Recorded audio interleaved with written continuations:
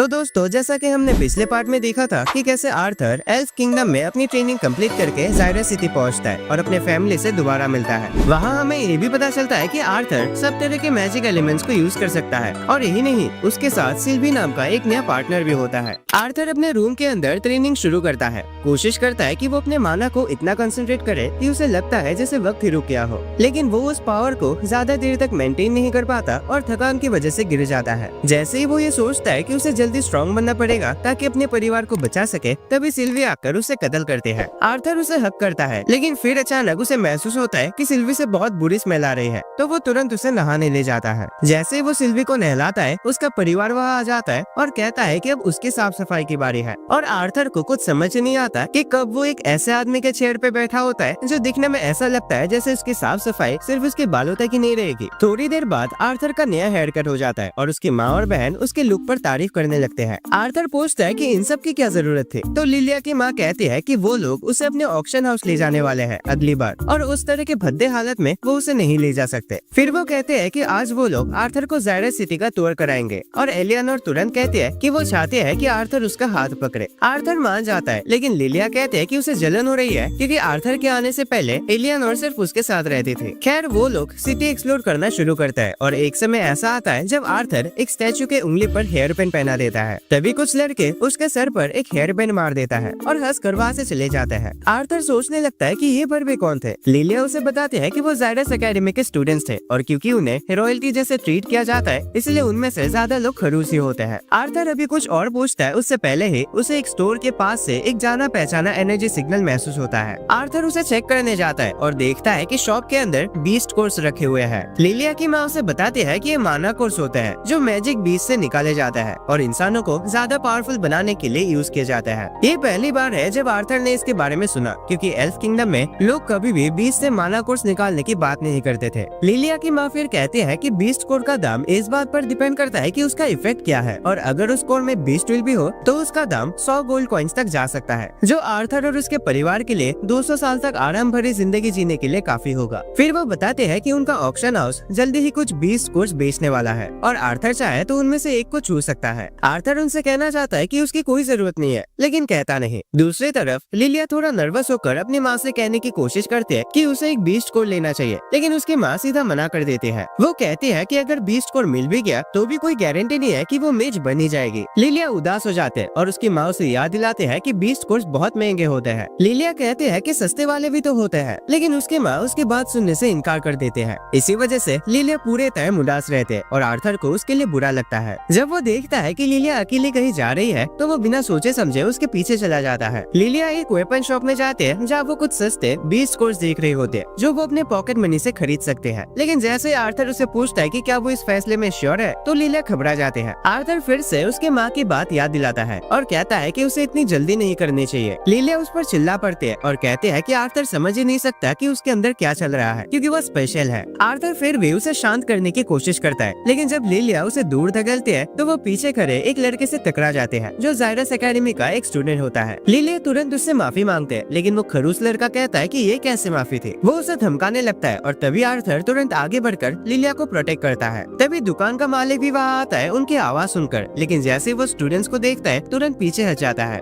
वो घमंडी लड़के लिलिया को बुली करने लगता है और उनमें से एक अपने फायर मैजिक का यूज करके एक छोटी सी आग जला देता है। आर्थर तुरंत अपना मैजिक एक्टिवेट करता है, लेकिन तभी लिलिया की माँ वहाँ पहुँचते हैं और दोनों से कहते हैं कि तुरंत अपना मैजिक बंद कर दे। पहले तो स्टूडेंट्स और दुकानदार उनसे कहते हैं कि वो बीच में ना पड़े, लेकिन जैसे उन्हें पता चलता है कि लिलिया के फादर उस ऑक्शन हाउस के मालिक है जो हर साल मैजिक एकेडमी को बहुत ज्यादा डोनेशन देता है, दोनों शौक जाते हैं। स्टूडेंट्स डिसाइड करते हैं कि अब वो वापस चले जाएंगे क्योंकि उन्हें अब किसी भी मुसीबत में नहीं पड़ना, लेकिन जाने से पहले वो लिलिया का मजाक उड़ाते हैं और कहते हैं कि उस जैसे लूजर को पैसे देकर एकेडमी में एडमिशन मिल सकता है। आर्थर को गुस्सा आता है और वो उन पे हाथ उठाने वाला होता है, लेकिन लिलिया उसे रोक लेते हैं क्योंकि वो खुद भी उन लड़कों से सहमत होते हैं। बाद में जब सब घर लौट जाते हैं तो विंसेंट को जानकर चिंता होती है कि लिलिया और आर्थर का टकराव एकेडमी के स्टूडेंट से हो गया था। लिलिया माफी मांगते हैं, लेकिन विंसेंट कहता है कि चिंता करने की कोई जरूरत नहीं है। विंसेंट आर्थर से भी कहता है कि उसे भी परेशान होने की जरूरत नहीं है, क्योंकि उसने एकेडमी को इतना बड़ा डोनेशन दिया है कि ऐसे छोटी मोटी बातों से उसके एडमिशन को इफेक्ट नहीं करेगी। लिलिया को लगता है कि उसके पापा सिर्फ आर्थर को एकेडमी भेजना चाहता है और उसे नहीं, क्योंकि वो अब तक मैजिक का यूज नहीं कर पाए, चाहे उन्होंने कितनी भी कोशिश की हो। वो टूट जाते हैं, सब पर चिल्ला चिल्ला पड़ते और भाग जाते हैं। रात को आर्थर उसे डिनर के लिए बुलाने जाता है, लेकिन वो अपने कमरे में होते ही नहीं। तभी एक नौकर आता है और उसे कहता है कि वो उसे लिलिया के पास ले जाने आया है। तभी दूसरी तरफ लिलिया सोच रही होती है कि कैसे उसके माँ बाप हमेशा चाहते थे कि वो एक मेज बने, और धीरे धीरे वो सपना उसका भी बन गया। लेकिन जब कई कोशिशों के बाद भी उसकी मैजिक पावर डेवलप नहीं हुई तो वो डिप्रेशन में चली गई। इस बात को और भी बुरा बना दिया उसके फादर के उन शब्दों ने, जब उन्होंने बार बार कहा कि एकेडमी में उसके लिए सीट रिजर्व है, क्योंकि उन्होंने वहाँ पर बहुत डोनेशन दिया है। लिलिया ने कैसे भी करके अपने इमोशंस को कंट्रोल में रखा, लेकिन तभी आर्थर उसकी लाइफ में आ गया और उसके बाद उसके पेरेंट्स आर्थर को मैजिक एकेडमी भेजने की बात करने लगे, और ये सब एक इनसिक्योर लड़की के लिए बर्दाश्त कर पाना मुश्किल था। जल्दी ही आर्थर किचन में पहुंचता है जहाँ उसे लिलिया सोती हुई मिलती है। वो उसे जगाता है और उससे माफी मांगने की कोशिश करता है, लेकिन फिर सोचता है कि इससे लिलिया को और भी ज्यादा बुरा फील हो सकता है। तभी लिलिया खुद उससे माफी मांगते हैं और कहते हैं कि वो उसे जलन महसूस कर रही थी क्योंकि उसने अपने पापा का ध्यान अपनी तरफ खींच लिया था। वो खुद को दोष देते हैं कि वो मैजिक एवेकन नहीं कर पाए और कहते हैं कि उसके माँ बाप ने उससे उम्मीद छोड़ दी होगी। आर्थर उसे देखकर उसके लिए दुख महसूस करता है और तुरंत उसका चेहरा पकड़कर कहता है कि इतना ज्यादा सोचना बंद करे। वो कहता है कि जब वो खुद देख सकता है कि लिलिया कितनी मेहनत कर रही है तो उसके माँ बाप तो जरूर समझते होंगे। फिर वो बिना किसी खास वजह के टेस्ट के बारे में कहानी सुनाता है और कहता है कि उसके पापा या एलियानोर उसमें इतनी दिलचस्पी इसलिए ले रहे हैं क्योंकि वो उनके लिए एक नया चेहरा है, और ऐसा सभी के साथ होता है। उनकी जिंदगी में एक नए इंसान को लेकर लोग क्यूरियस हो जाते हैं। लिलिया हंस पड़ते हैं और मान लेते हैं कि उसने ही अपने ऊपर इतना प्रेशर डाला था, लेकिन आर्थर जानता है कि ये पूरी सच्चाई नहीं है। वो जानता है कि लिलिया पर हर तरफ से एक्सपेक्टेशंस का बोझ पड़ा है, इसीलिए वो तय करता है कि उसे मैजिक एवेकन करने में मदद करेगा। थोड़ी देर बाद वो लिविंग रूम में जाकर लिलिया के माँ बाप से कहता है कि लिलिया सच में मैजिक एवेकन करना चाहते हैं, इसलिए उसने उसे वहाँ भेज दिया जहाँ उसने खुद 3 साल पहले ट्रेनिंग ली थी। वो उन्हें यकीन दिलाता है कि लिलिया वहाँ सुरक्षित और खुश रहेगी, लेकिन उसके माँ बाप इस फैसले से बिल्कुल भी खुश नहीं होते।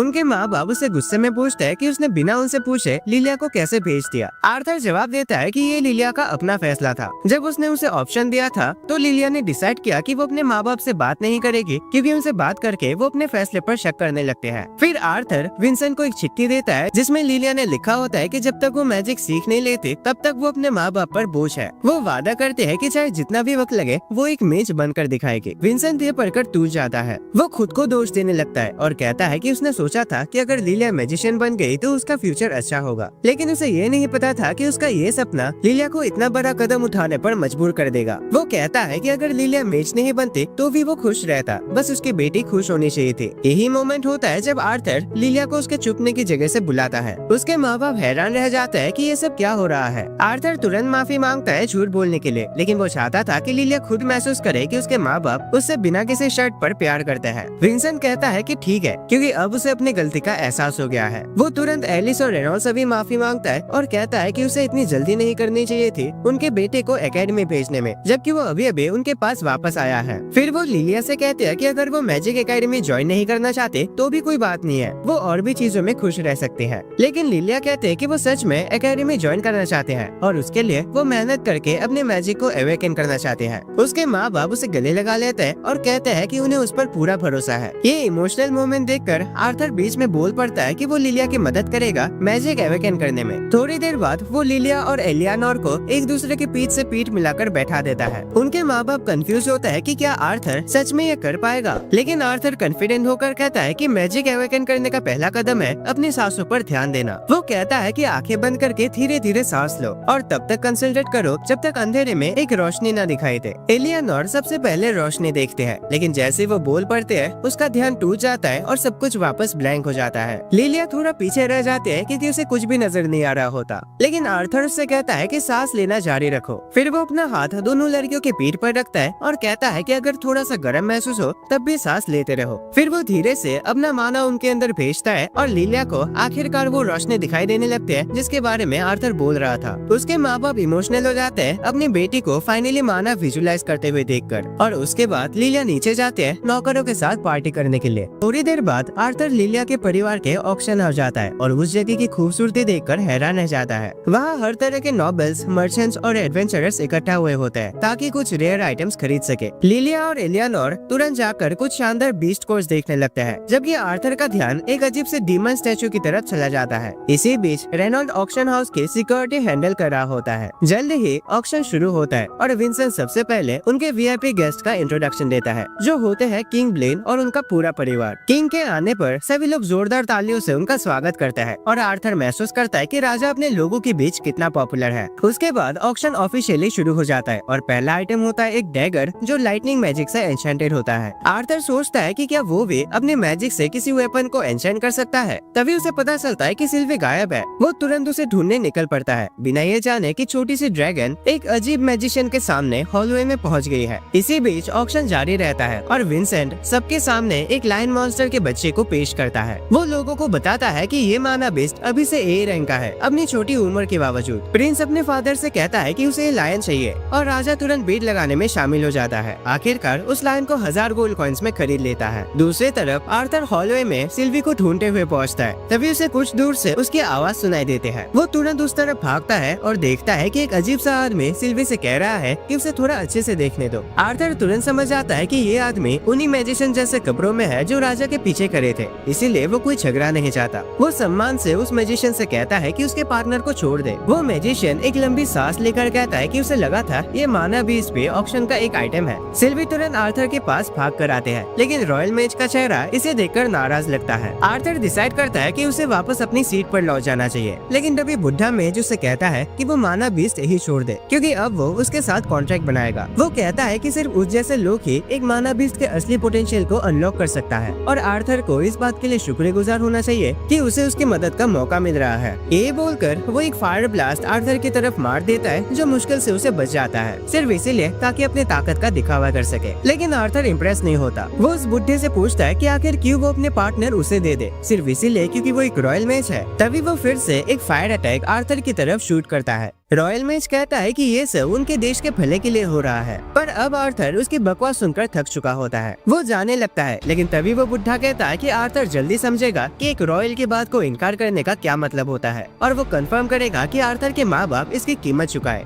ये सुनकर आर्थर के लिए बात पर्सनल हो जाते हैं। वो तुरंत उससे कहता है कि जो बोला उसे फिर से दोहराए। आर्थर के शरीर से एक तेज भयंकर ऑरा निकलता है जो पूरे ऑक्शन हाउस को थक लेता है। हवा एकदम भारी हो जाते है और विंसेंट जैसे कमजोर लोग घुटनों के बल गिर जाते हैं, क्योंकि वो आर्थर जैसे सिग्मा के ऐसे डरावने ऑरा को झेल नहीं पाते। लेकिन किंग ब्लेन तुरंत समझ जाता है कि कोई बहुत ही पावरफुल आदमी गुस्से में है। इसी बीच आर्थर महसूस करता है कि सिर्फ एक रॉयल मेज के सामने ऑरा फ्लेक्स करने के चक्कर में उसने अपने असली इमोशंस एक्सपोज कर दिए। जब तक वो शांत होता तब तक रेनॉल्ड और उसकी टीम लोगों को ऑक्शन हाउस से बाहर निकलने में लग जाते हैं। थोड़ी देर बाद विंसेंट, रेनॉल्ड और उनके परिवार को किंग के पास बुलाया जाता है इस इंसिडेंट के चलते। किंग ब्लेन रेनॉल्ड से कहता है कि सिक्योरिटी चीफ होने के नाते उसे इस बात की जिम्मेदारी लेनी होगी कि घुसपैठिया टाइम पर नहीं पकड़ा गया। रेनॉल्ड अपनी गलती मान लेता है और पनिशमेंट के लिए तैयार हो जाता है। तभी रॉयल मेज बीच में बोल पड़ता है। वो कहता है कि जब तक किसी की जान नहीं गई, राजा को छोटी पनिशमेंट देनी चाहिए। फिर तुरंत ही वो बुढ़ा रॉयल मेज आर्थर की तरफ मुड़ता है और कहता है कि उसके पास एक बढ़िया माना बीस्ट है जिसे वो उसके पूरे पोटेंशियल तक ट्रेन कर सकता है। आर्थर समझ जाता है कि ये फड़वा उसे फंसाने की कोशिश कर रहा है और अब तो किंग ब्लेन भी उसका सपोर्ट कर रहा है। ब्लेन रेनॉल्ड से कहता है कि सेबेस्टियन नाम का इमेज सालों से उसकी सेवा कर रहा है और अगर उसके पास एक पार्टनर होता तो ये इंसिडेंट हुआ ही नहीं होता। ब्लेन पूछता है कि रेनॉल्ड क्या चाहता है, क्या वो अपने बेटे की माना बीस्ट उस मेज को देना चाहता है। आर्थर कुछ बोलने वाला होता है, लेकिन उसकी माँ तुरंत उसे चुप रहने के लिए कहते हैं और उसका मुंह बंद कर देते हैं। खुशकिस्मती से रेनॉल्ड भी किंग से कहता है कि आर्थर ने वो माना बीस्ट अपने मेहनत से पाई है, इसलिए सिर्फ वही डिसाइड करेगा कि उसे देना है या नहीं। अब किंग ब्लेन आर्थर की तरफ देखता है। आर्थर अंदर से काफी गुस्से में होता है, लेकिन वो अपने आप को शांत करता है और कहता है कि वो अपने पार्टनर को किसी भी हाल में नहीं दे सकता। ब्लेन फिर अपने ऑफर को और अच्छा बना देता है। वो आर्थर से कहता है कि उस छिपकली के बदले उसे वो लायन मॉन्स्टर दे देगा जो उसने अभी अभी खरीदा है, क्योंकि एक ऐसा जानवर आगे चलकर जरूर ज्यादा पावरफुल माना बीस्ट बनेगा। आर्थर ऑलमोस्ट लिमिट तक पहुंच जाता है इस बकवास को झेलते चलते, लेकिन ठंडे दिमाग से कहता है कि वो ना तो अपने पार्टनर को देगा, ना बेचेगा और न ही किसी चीज के लिए उसका सौदा करेगा। राजा इस बात से ऑफेंड हो जाता है, क्योंकि इतने हाई पोजीशन में होने के बाद भी उसने 2 बार प्यार से पूछा था। अब ब्लेन आर्थर को फाइनल चांस देता है, पूछता है कि क्या वो अपना में माना भी सौदा करेगा या नहीं। लेकिन आर्थर डिसाइड करता है कि वो ब्लेन को ये समझाए कि एक राजा उसके सिंहासन और किंगडम से नहीं बल्कि उसके एटीट्यूड से बनता है। वो उठता है और सीधा किंग से पूछता है, तो आप बताओ, आप अपने बच्चों को कितने में बेचोगे? ब्लेन इस बात पर बिल्कुल हैरान रह जाता है और फिर आर्थर से कहता है कि उसने उसे 3 बार पूछा था और उसने तीनों बार मना किया। आर्थर उससे कहता है कि इससे कुछ सीखो और अपने ईगो में डिसीजन लेना बंद करो। सेबेस्टियन दोनों नाइट्स को कमांड देता है कि वो इस बदतमीज लड़के को पकड़ ले, लेकिन आर्थर सिर्फ एक ही पंच में दोनों नाइट्स को बेहोश कर देता है। सेबेस्टियन इस बात से फ्रस्ट्रेटेड हो जाता है और डिसाइड करता है कि अब वो खुद ही मैटर को हैंडल करेगा, क्योंकि उसे सिल्वी किसी भी हाल में चाहिए। वो बुढ़ा आदमी आर्थर पर फायर मैजिक चलाता है, लेकिन उसी वक्त आर्थर अपने ड्रैगन पार्टनर से मिले खास पावर एक्टिवेट करता है और पूरे रूम में टाइम रुक जाता है। सेबेस्टियन हैरान हो जाता है कि ये क्या हो रहा है और आर्थर उससे कहता है कि अब उसका मैजिक काम नहीं करेगा। सेबेस्टियन पैनिक करता है, लेकिन फिर भी स्ट्रॉन्ग रहने की एक्टिंग करता है। कहता है कि आर्थर एक रॉयल मेट से नहीं जीत सकता, लेकिन आर्थर बिना उसे छुए उसकी टांग तोड़ देता है। सेबेस्टियन दर्द से चीखता है और मदद के लिए चिल्लाता है, लेकिन कोई उसकी आवाज नहीं सुन सकता। आर्थर उसे कहता है कि आगे से 10 बार सोच के आना सिल्वी के पास जाने से पहले, पर सेबेस्टियन उसे धमकी देता है कि एक रॉयल से पंगा लेकर वो इतने आसानी से बच नहीं सकता। पर जैसे ही सेबेस्टियन आर्थर के पीछे एक ड्रैगन का इमेज देखता है, उसके होश उड़ जाता है। उसे समझ आ जाता है कि वो किसी ऐसे इंसान से टकरा गया जो उसके औकात के बाहर है, और उसी वक्त टाइम वापस से चलने लगता है, क्योंकि आर्थर अपनी पावर यूज करके काफी थक गया होता है। जैसे ही सब लोग होश में आते हैं, आर्थर बेहोश हो जाता है और उसकी फैमिली घबरा जाती है। कुछ दिन बाद जब उसकी आँख खुलती है तो उसके सर में तेज दर्द होता है और उसे एहसास होता है कि अब वो टाइम को सिर्फ कुछ सेकंड्स के लिए भी फ्रीज नहीं कर सकता बिना भारी परिणाम के। वो बेड से उठता है, तभी एलिस सिल्वी के साथ रूम में आती है और खुश होती है देखकर कि वो होश में आ गया है। आर्थर उससे पूछता है कि उसके बेहोश होने के बाद क्या हुआ, तो एलिस बताते हैं कि सब लोग उसके लिए परेशान थे, लेकिन डॉक्टर ने कहा था कि वो ठीक हो जाएगा। एलिस कहते हैं कि उसने सुनकर भी चिंता नहीं छोड़ी। आर्थर उससे कहता है कि उसे थोड़ा मूड चेंज करना है, तो एलिस उसे मार्केट ले जाते हैं। वहाँ वो एलियानोर के लिए कुछ गिफ्ट्स खरीदता है, लेकिन आर्थर पैसों को लेकर परेशान हो जाता है, क्योंकि उसे लगता है कि उसके फादर की नौकरी चली गई है। लेकिन एलिस उसे बताते हैं कि उसके पास कुछ साइड इनकम है, इसीलिए उसके पास पैसे है। शॉपिंग के बाद जब वो लोग घर लौटता है तो आर्थर देखता है कि रेनॉल्ड किसी गेस्ट के साथ गुस्से में कुछ डिस्कस कर रहे होते हैं। वो पूछता है कि क्या हो रहा है, लेकिन एडम और डार्डेन उसे चुप रहने के लिए कहता है। जल्दी ही उसे अंदर बुलाया जाता है और रेनॉल्ड तुरंत पूछता है कि उसका हाल कैसा है। आर्थर बताता है कि वो बिल्कुल नॉर्मल महसूस कर रहा है। तभी गेस्ट उठता है और उसे फॉर्मली ग्रीट करता है और उस इंसिडेंट के लिए किंग की तरफ से माफी मांगता है। किंग ने माफी के तौर पर कुछ पैसे भी भेजे हैं ताकि बात आगे न बढ़े। आर्थर महसूस करता है कि वो लोग इस बात को हल्का बना रहे हैं, एक जानलेवा हमले को सिर्फ एक मामूली हादसा कहकर। फिर भी वो माफी एक्सेप्ट कर लेता है। मैसेंजर रेनॉल्ड को कहता है कि उसका बेटा काफी समझदार है। वो ये भी बताता है कि जो 2 नाइट्स ने आर्थर पर अटैक किया था उन्हें नौकरी से निकाल दिया गया है, लेकिन रेनॉल्ड इससे खुश नहीं होता और मैसेंजर के साथ बहस करने लगता है। आर्थर दोनों को रोकता है और कहता है कि इसमें उसकी भी गलती थी, क्योंकि उसने राजा के साथ खराब बिहेव किया था और आखिर में उसे कोई चोट भी नहीं आई। आर्थर रॉयल मेज के बारे में पूछता है तो मैसेंजर बताता है कि उसे भी उसकी नौकरी से हटा दिया गया है और अब वो हॉस्पिटल में है। मैसेंजर बताता है कि जैसे ही सेबेस्टियन को होश आया वो चीखने लगा कि आर्थर ने उसकी टांग तोड़ दी। रेनॉल्ड कहता है कि ये झूठ है, क्योंकि किसी ने भी ये नहीं देखा, पर मैसेंजर उन्हें शांत करता है और उससे कहते हैं कि इन्वेस्टिगेशन में ये पाया गया है कि जो सोल्जर्स ने आर्थर पर अटैक किया था उनके माना का बैकफायर हुआ, जो सेबेस्टियन के स्पेल के साथ इंटरफेयर कर गया और इसी वजह से उसे चोट लग गई। मैसेंजर फिर कहता है कि आर्थर में टैलेंट है, इसीलिए किंग ब्लेन की नजर उस पर गई, लेकिन उसे थोड़ा ज्यादा तमीज सीखनी चाहिए, क्योंकि हर कोई किंग जैसे माफ करने वाला नहीं होता। रेनॉल्ड ये बात मान जाता है और माफी के साथ साथ पैसा भी एक्सेप्ट कर लेता है। वो पैसा आर्थर को देता है, कहता है कि उसी पर हमला हुआ था इसलिए उसे ही यूज करने का हक है। इस हादसे के बाद आर्थर को समझ आता है कि सिर्फ पावर से काम नहीं चलेगा, उसे अपने और अपने फैमिली की सुरक्षा के लिए एक ऊंचे लेवल पर पहुंचना पड़ेगा, और उसके लिए सबसे अच्छा पहला कदम है मैजिक एकेडमी में एडमिशन लेना, जहाँ से वो ये ताकत और कनेक्शन बना सकता है। सो दोस्तों, आज के लिए बस इतना ही। एंड गाइस, आगे आर्थर कुछ ऐसा करने वाला है जो तुम कभी सोच भी नहीं सकते। सो इसीलिए चैनल को अभी के अभी सब्सक्राइब करके रखो ताकि तुम इसका एक भी पार्ट मिस ना करो। जिन्होंने भी इसके पिछले पार्ट्स नहीं देखे, डिस्क्रिप्शन पे लिंक पड़ा है, जल्दी से जाके देखो। बाकी वीडियो पसंद आए तो लाइक करना एंड 1000 कमेंट्स का टारगेट रखता है, उसे भी पूरा कर देना। और हाँ, अगर तुम्हें मैजिकल या फिर इसी टाइप के एनिमेस पसंद है, देन स्क्रीन पे शो हो रहे उन वीडियोस पे क्लिक करो। एंड मैं तुम्हें मिलता हूँ एक और नए वीडियो में।